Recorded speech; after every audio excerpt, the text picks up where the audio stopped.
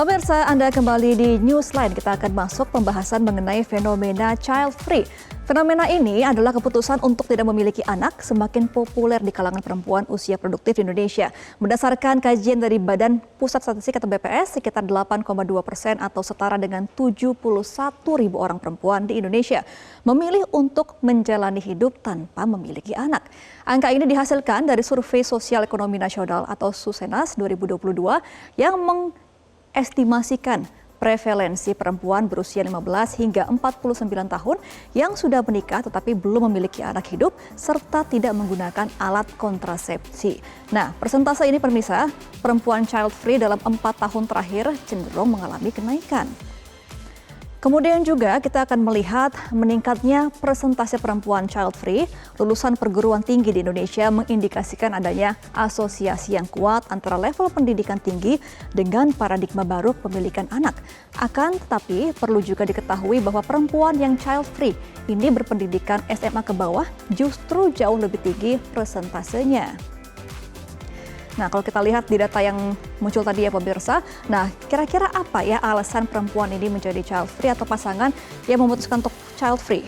Keputusan hidup child free di Indonesia ini sepertinya tidak hanya dipengaruhi oleh membaiknya level pendidikan, namun juga dilatar belakangi oleh kesulitan ekonomi. Selain itu juga kekhawatiran untuk mendapatkan work-life balance, pertumbuhan karir dan biaya mengasuh anak juga menjadi pertimbangan. Ditambah lagi pemirsa, menjadi ibu bekerja bukan peran yang mudah bagi sebagian perempuan yang berkarir. Nah, lalu apa dampaknya jika fenomena child free ini semakin meningkat?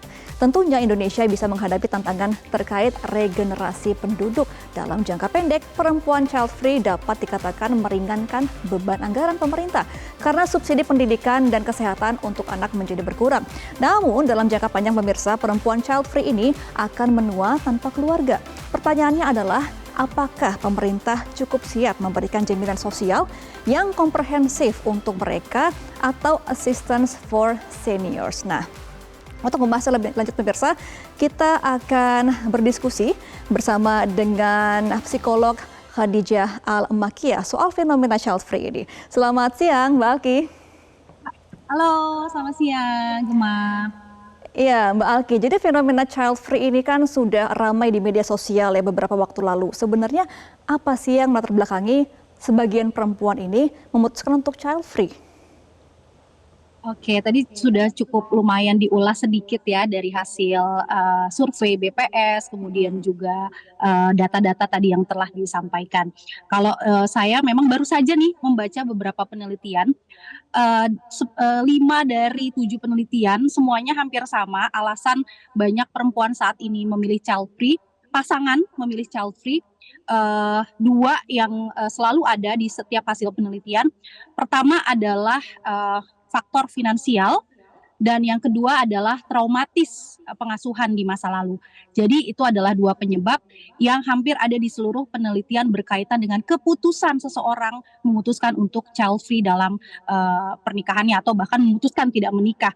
Karena data BPS juga selain tadi disampaikan data perempuan memilih child free, data BPS juga menunjukkan bahwa angka pernikahan semakin menurun sejak tahun 2018 dan yang paling terlihat itu ketika 2023 turunnya sampai sekitar dari 2 juta menjadi 1 juta. Itu sebuah data yang sangat signifikan penurunannya, menunjukkan harus makin diulas lagi nih kira-kira apa penyebab seseorang memutuskan untuk tidak menikah terlebih dahulu. Tapi kalau berkaitan dengan child free tadi saya sampaikan ada 2 faktor, satu yaitu alasan finansial, ketidaksiapan finansial, dan yang kedua adalah traumatis pengasuhan di masa lalu. Begitu, Gemma. Oke, berarti Mbak Alki untuk istilah banyak anak banyak rezeki ini sudah agak tidak relate ya untuk masyarakat zaman sekarang ini ya. Nah Mbak Alki, memang untuk punya anak ini di masa sekarang ini sulit itukah untuk finansial menurut masyarakat Indonesia? Jadi Gemma, berkaitan dengan ada istilah yang selama puluhan tahun kita kenal, banyak anak banyak rezeki, itu tidak terlepas dari sebuah keyakinan. Ya saya sampaikan saja ya, keyakinan di agama Islam bahwa setiap anak itu punya rezekinya masing-masing. Itu tercantum di kitab suci kita, di Al-Quran, bahwa ada di surat Al-An'am ayat 151 itu disampaikan, janganlah kamu membunuh anak-anakmu karena takut miskin, karena akulah yang akan menjamin mereka, rezeki mereka. Nah, keyakinan berdasarkan ajaran itulah yang sehingga muncul istilah banyak anak banyak rezeki. Padahal kita bisa bilang bahwa rezeki yang dimaksud ini kan tidak selalu berkaitan dengan finansial atau uang. Rezeki dalam Islam dan pengertian kami juga adalah rezeki itu kan adalah sesuatu yang menyenangkan dan bermanfaat bagi yang memperolehnya gitu. Nah, namun makin kesini kan orang memandang bahwa rezeki ini akan selalu dikaitkan dengan kemampuan finansial. Nah, kalau tadi disampaikan, apakah semenakutkan itu memiliki anak? Tidak menakutkan kalau semuanya dipersiapkan dengan matang, termasuk finansialnya, termasuk mentalnya, termasuk parenting plan-nya. Kalau semuanya dipersiapkan dengan matang, maka akan tidak menjadi menakutkan. Kenapa sekarang ada istilah menjadi scary? Karena tentu saja mereka kan akses informasinya semakin luas, akses mereka memperoleh kisah orang lain berkaitan dengan kehidupan pernikahan, mempunyai anak, banyak diakses oleh kita semua, sehingga kita menjadi semakin terbuka pemikiran, semakin dinamika pemikiran kita terhadap konsep pernikahan itu kan terpengaruh dari apa yang kita tonton dan kita konsumsi, sehingga muncullah istilah menakutkan. Semua itu tidak menjadi menakutkan apabila semua dipersiapkan, menurut saya seperti itu. Dan saya cukup menghargai ketika ada seseorang yang memutuskan child free dengan alasan misalnya belum siap finansial. Menurut saya itu akan sangat lebih bijak daripada dia memiliki anak tanpa planning sama sekali gitu. Nah, itu sebetulnya adalah keputusan yang patut kita hargai juga gitu. Iya. Ya, Nah, Gemma. mengenai tadi akses soal parenting ya, Mbak Alki, kan memang parenting di setiap generasi ini berbeda-beda ya, dan sudah semakin luas juga. Ada kelas-kelas parenting dan juga ada keterlibatan ayah untuk mengurus anak. Nah, apakah memang dengan akses yang luas ini juga menjadi orang-orang tadi seperti Mbak Alki bilang ya, berpikir ulang untuk punya anak? Oke. Iya, tentu saja. Justru karena akses informasi kita berkaitan dengan ilmu parenting itu semakin luas, maka generasi sekarang ini kan apa ya, jadi semakin awareness-nya tuh muncul lebih dini dibandingkan di masa dulu gitu, masa generasi sebelumnya yang akses informasi dan edukasi berkaitan dengan parenting tuh masih minim gitu. Jadi saya mungkin pandangan saya adalah kemiskinan dan kesulitan kita ketika mengasuh anak itu kan kita perlu yakin bahwa bisa jadi tidak berlangsung secara permanen gitu kan. Kita banyak mendengar kisah banyak sekali orang sukses saat dewasa mereka diasuh dengan masa kecil yang penuh kekurangan, namun saat dewasa mereka mampu mengubah perekonomian keluarganya misalnya. Namun ketika ada seseorang yang memutuskan child free karena belum siap secara finansial, menurut saya itu adalah pilihan yang sangat bijak. Itu justru membuktikan bahwa edukasi soal pernikahan dan parenting yang mudah diakses sekarang itu dipahami dengan baik oleh anak-anak sekarang, dan mereka jadi tahu bahwa parenting plan itu memang membutuhkan kos yang tidak murah, dan memilih menyiapkan diri terlebih dahulu adalah sebuah pilihan yang sangat bijak gitu. Iya. Nah, kemudian Mbak Alki, yang agak lebih sulit adalah bagaimana menanggapi citra dari para masyarakat luas ya. Karena kan banyak yang bilang bahwa, khususnya untuk perempuan ya Mbak Alki, bahwa menyalahi kodrat. Karena kan perempuan kodratnya adalah mungkin menstruasi dan juga melahirkan. Nah, bagaimana menanggapi omongan orang ini ketika ada yang bilang menyalahi kodrat dan nggak mau melahirkan, nggak mau menjadi ibu gitu. Itu gimana ya Mbak Alki?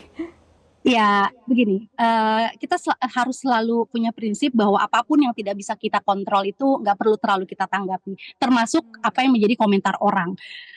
Komentar orang itu kan nggak akan pernah bisa kita atur gitu ya, yang kita bisa atur adalah persepsi kita terhadap sesuatu, respon kita terhadap hal itu. Jadi untuk para perempuan yang memang mungkin saja mereka kan child free itu punya pertimbangan satu, kesehatan gitu, traumatis tadi, terus juga mental health, karena kalau masyarakat sekarang semakin aware dengan mental health, maka mereka jadi akan lebih matang memutuskan mengambil keputusan yang berkaitan dengan hidupnya dia gitu. Nah, berkaitan dengan apa kata orang, stigma dan sebagainya, menurut saya itu tidak bisa kita kontrol. Itu adalah area di luar kemampuan kita untuk mengontrol apa yang menjadi pemikiran orang lain. Yang perlu kita siapkan adalah bahwa ketika kita mengambil sebuah keputusan, pastikan keputusan itu bukanlah sebuah keputusan emosional semata, karena keputusan emosional itu akan selalu berakhir dengan banyak penyesalan gitu ya.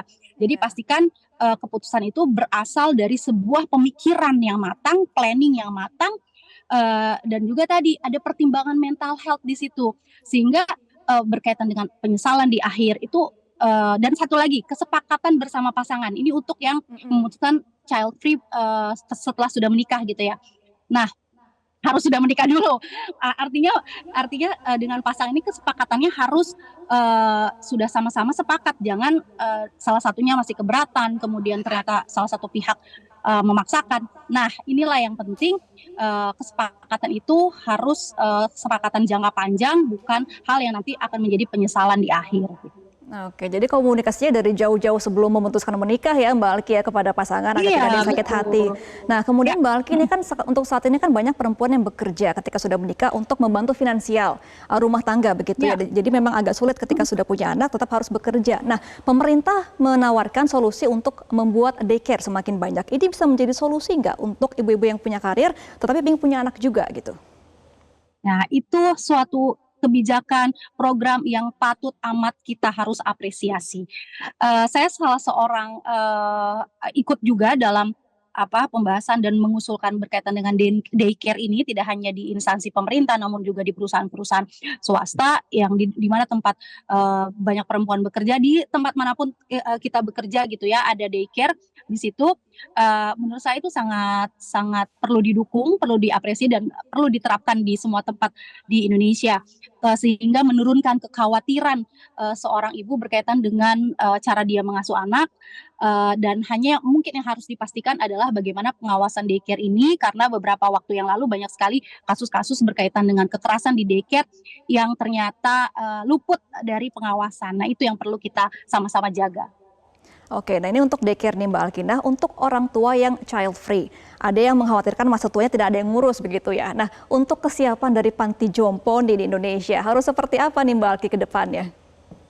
Ya, kita juga harus sudah mulai terbuka bahwa yang namanya panti jompo itu tidak selalu punya stigma penelantaran gitu ya.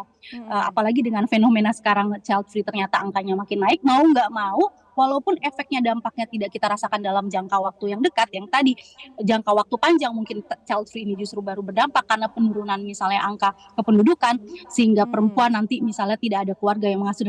Panti jompo itu stigmanya sudah tidak harus jadi tempat penelantaran, melainkan ya kita persiapkan sejak jauh-jauh hari sekarang.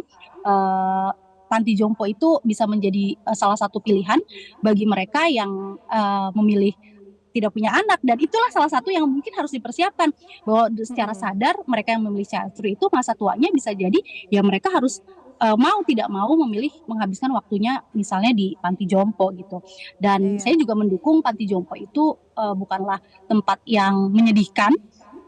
Kita bisa ubah stigmanya bahwa justru panti jompo adalah bisa menjadi alternatif dan pilihan bagi para lanjut usia untuk bisa memperoleh pengasuhan, bisa memperoleh perawatan yang lebih baik di masa tuanya gitu. Iya, nah kemudian kalau untuk akses ke alat kontrasepsi nih Mbak Alki, untuk saat ini kita sudah mudah belum sih mengakses itu di Indonesia? Menurut saya cukup mudah mengakses alat kontrasepsi, walaupun kemarin sempat ada kontra berkaitan dengan pembagian alat kontrasepsi gratis misalnya. Tapi saya rasa alat kontrasepsi di Indonesia, khususnya untuk laki-laki ya, kalau untuk perempuan mereka memang harus ke klinik atau ke dokter kandungan dan sebagainya. Tapi saya rasa sudah cukup mudah kita bisa akses gitu. Oke, berarti memang sudah terbuka, komunikasi sudah terbuka, akses juga sudah terbuka ya untuk memutuskan keputusan masa depan. Nah, untuk saat ini Mbak Alki, jika memang ada orang tua yang ingin memutuskan ingin punya anak, apa yang harus dipersiapkan, baik secara mental ataupun juga secara kesiapan finansial begitu ke depannya? Ya, untuk para orang tua yang memutuskan mau punya anak gitu ya, tentu saja dia harus memahami dulu yang namanya fungsi-fungsi dalam keluarga. Ada 7 fungsi yang harus mereka siapkan sebelum mereka memutuskan berkeluarga kemudian punya anak. Kalau dari sudut pandang psikologi Islam yang saya pelajari, ada 7 fungsi dalam keluarga yang harus kita penuhi.